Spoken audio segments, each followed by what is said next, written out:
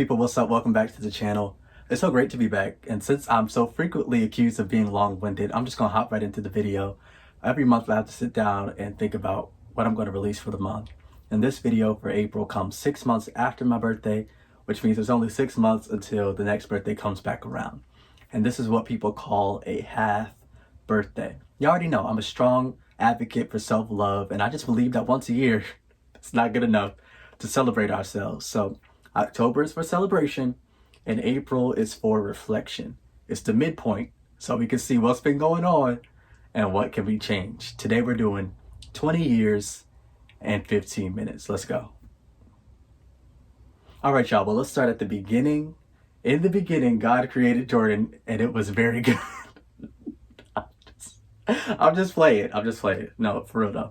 I divided my life into 5 seasons: season 1, season 2, season 3, season 4, and season 5. And I've given them dates and I've given them names. So the first season I want to talk about is season 1, 2000 to 2005. It's called Development and Formation.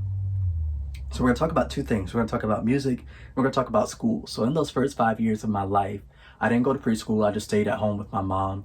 And my mom is an educator, so I believe I probably learned more in those first 5 years than I would have if I went to preschool, which is kind of, I think it's interesting. But anyway, me and my mom, we spent days at home. My brothers were at school, my dad was at work. And so we would watch a lot of TV, a lot of PBS, a lot of Dragon Tales, all those good shows that were on during the day.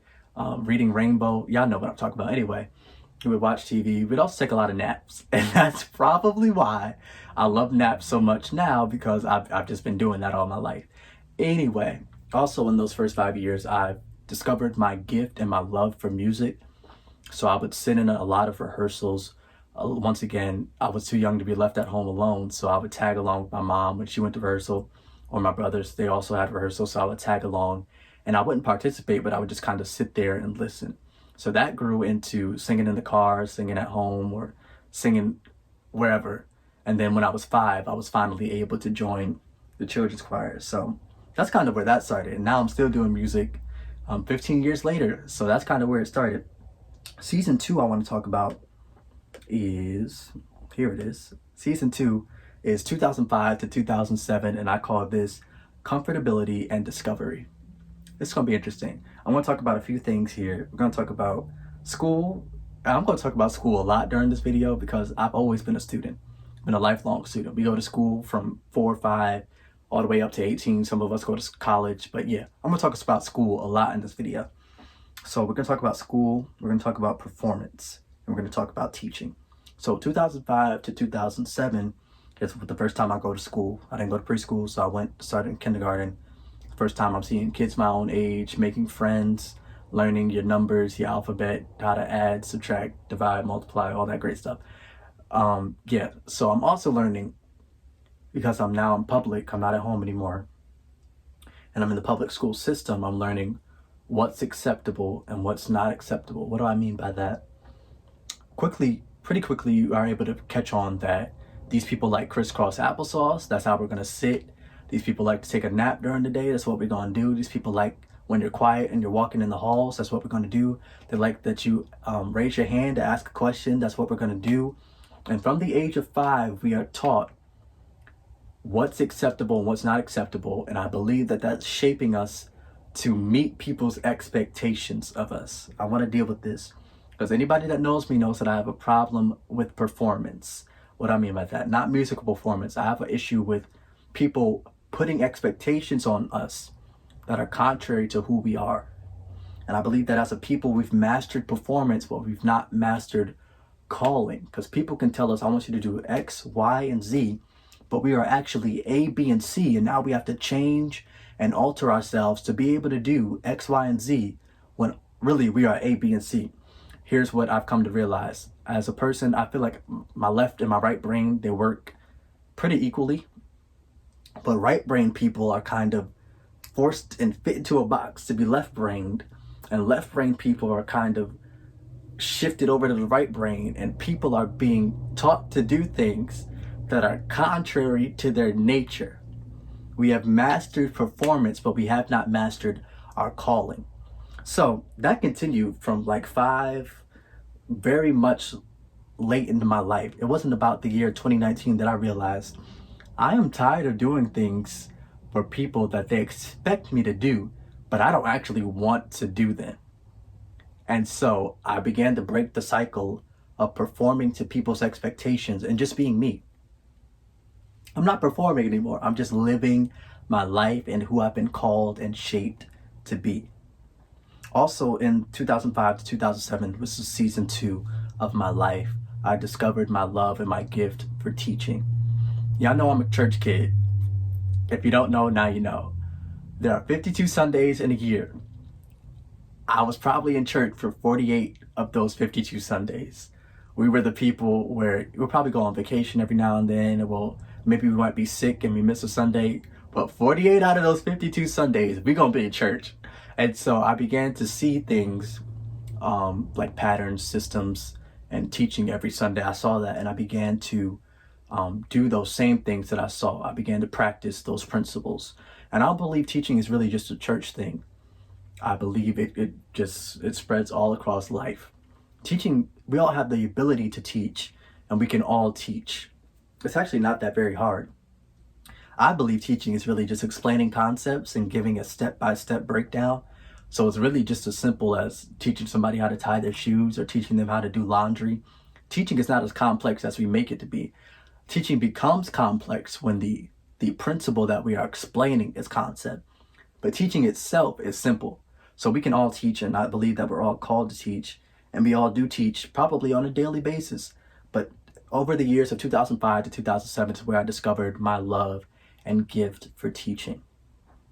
Specifically as it relates to the scriptures and church, but also I teach apart from the church. I teach in classrooms, I give presentations, I'm a senator, I'm a president, I'm all those great things.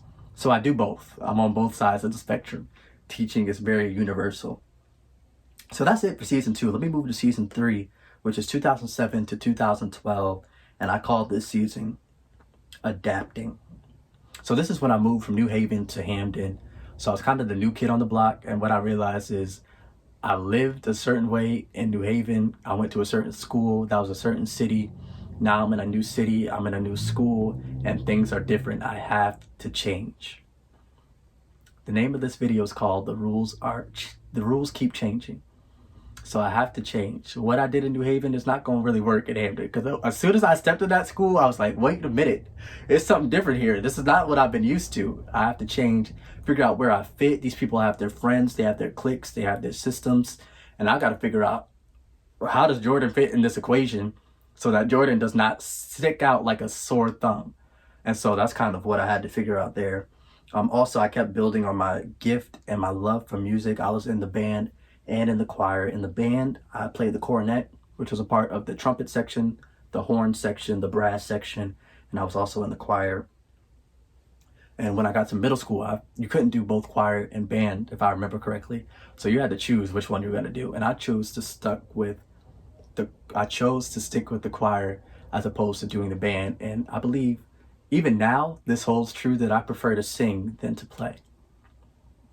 That's just how it is. So even today, that same principle holds true. And then I also want to talk about in season 3 is intelligence. So because I've been a lifelong student, elementary school, middle school, high school, college, master's degree, doctor's degree, I'm just going to keep learning for the rest of my life. Anyway, I became apparent during season 3 of my life in these years that I was relatively intelligent by the standards of elementary education. I have to specify this because there are probably people that might watch this video or people that see me on a daily basis and don't believe I am intelligent. That is perfectly fine. They are entitled to their opinion. According to elementary school standards, I am relatively intelligent. That's like reading level, math performance, grades, all that great stuff that people deem as a smart person. I was able to do those things. So talented and gifted program, honors classes, advanced placement. Now I'm still in the honors college. That's just kind of been how my life tracked. So yeah. And also I want to talk about prayer.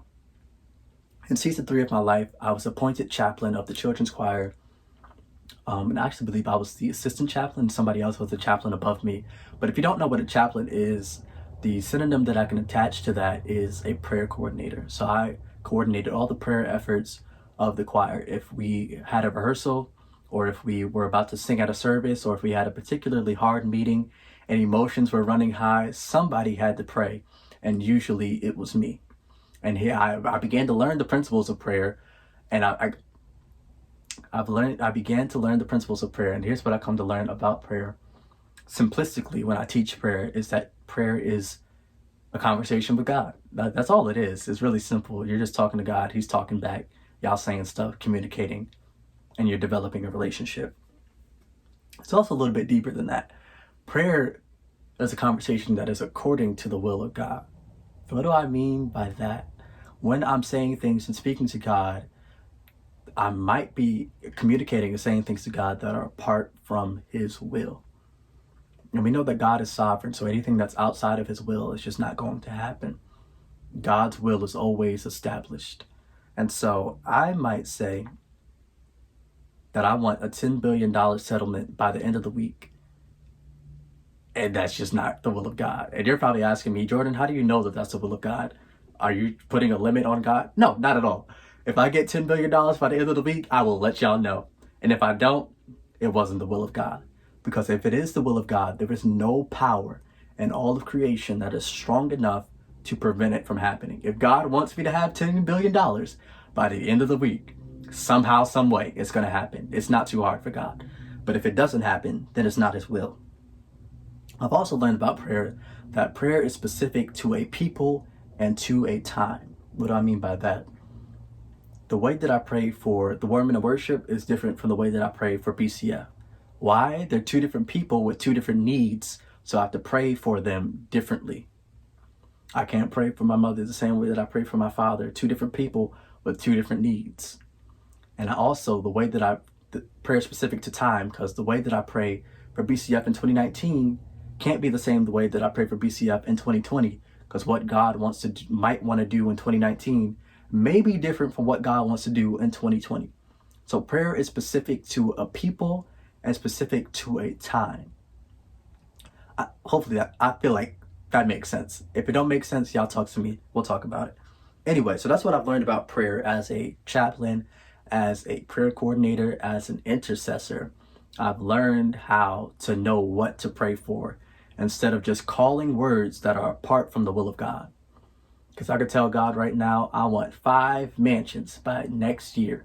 It could happen, but it might not be God's will. Prayer is interesting. Let me move on because I've only got 2 more minutes. Season 4 is 2012 to 2018. And we call this season Shifting. I want to talk about middle school. I want to talk about change. I want to talk about adjusting. I want to talk about shifting. So this is when I started middle school. And like I've already talked about, elementary school is different from middle school. It's a different system, different teachers, different schedule, all that great stuff. So what I did in elementary school is not going to work over here. I have to change. The rules keep changing. So I have to change according to the rules so that I can be successful. So I have to learn out who I was in middle school, because the friends that I had in elementary school, we all went our separate places. We got divided up, and you just had to figure it out. You had to make some new friends, learn some new stuff, because that last season was good, but it's not going to work right now. You got to come up to the new season. And also my gift of music shifted from private to public. What I mean by that, I was in the choir from age 5. I did choir in school, and I was in the band. But most of the time, I was in the background, not the forefront. And around about the year of 2017 is when you began to see me with a mic in my hand in front of people, or in front of a camera like how we're doing today. But prior to that, I was like, not at all. Jordan? Nope. That might be for somebody, but it ain't for me, because my nerves are bad. I got stage fright. Do you not see me shaking? And you want me to sing in front of people? You want me to do what? In front of who? When? Who? Me? No, not gonna happen. But anyway, I just felt like I wasn't ready. And if there's anybody that's hesitant about what you're called to do, I want you to know today that you are never going to feel ready, but you are already ready. Peter tells us that we have all that we need for a life of godliness through our knowledge of him. What do I mean by that? Even though I felt like I wasn't ready, I was ready because I had everything that I needed through my knowledge of him. And if you know me, when I sing, I'm not just singing words, I'm releasing worship. And whatever I'm hearing being sung in my ears, whatever I'm hearing in my ear, it is my job as a mouthpiece, an oracle, to release what I hear out of my mouth. I don't just sing words. And I believe that's why music is so powerful, because when we get up out of our way, when we get out of the way and allow God to get in the way, people's lives change by the words that are sung, by the melodies that come out of our mouth, by the harmonies that come out of our mouth. When you hear me speaking, when you see me doing anything, most of the time it's not me. I can't think of these words. I can't type this stuff up. I can't design these posts. I can't preach these words. I can't pray these things. I can't write these songs. It is the Lord and the Lord alone. I got to wrap up.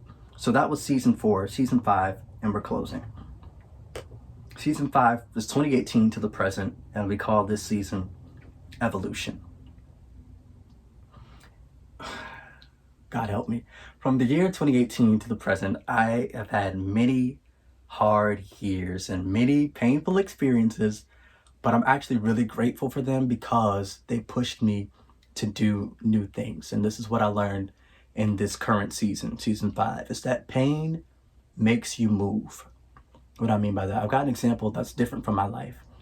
If we were to put our hand on a stove, the pain receptors would become aware that our hand is on fire and then prompt us to do what? Move our hand. Pain makes you move. And I believe that the pain that I went through over these past few years, it caused me not to just move my hand, but it caused me to move my life from the fire to a new place. When our hand is being burned, we move our hand from the fire to a safe place. But my life did not move from fire to a safe place. It's moved to a very uncomfortable place. It moved from the fire to a new place. Pain not only makes us move, but pain makes us push.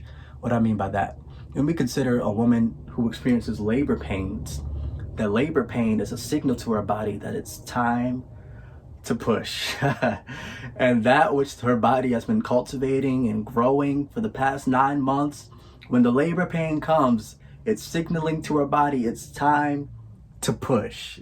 As a man, I don't have the gift of natural birth, but what I can tell you is that I've experienced labor, I've experienced birth, and I've experienced the push through that which I've cultivated and grown and shaped. When God gives you a vision, you have to cultivate it. And when the time comes, you have to push. And I believe the pain of the past few years caused me to push vision out of myself that it was just time for.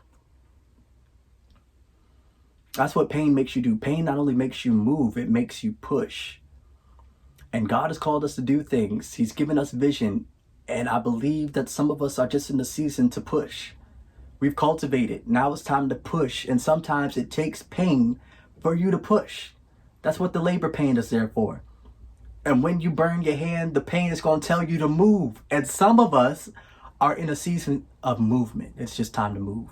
So that's 20 years and 15 minutes. I think we're actually at like 17 minutes, but that's 20 years and 15 minutes. And here's the takeaway, and what I'll leave you with today is that the rules keep changing because we need to change. Yeah, why do we need to change? Why is change even necessary? Because the level of our calling that is required of us in this season is higher than the last season. Don't get me wrong, the last season was good. I'm sure you did a great job. But this season is different. You can't do the same stuff that you did in the last season. You have got to come up to a new level. The rules are changing, so you've got to change too. So I'm very excited for the next 6 months. I'm grateful for what I've done in the past 6 months, but in this next 6 months, I'm looking forward to what's next. I'm looking forward to enjoying these 6 months of whatever this level has left before the next level comes. And so if you are at your current level, I want to prompt you to enjoy it and get ready for the next level, because I can assure you this is not the end. There is another level. There is another level, and the rules are going to keep changing. And just as frequently as the rules change, you need to change as well. So I'll leave y'all with this. That's this month's video.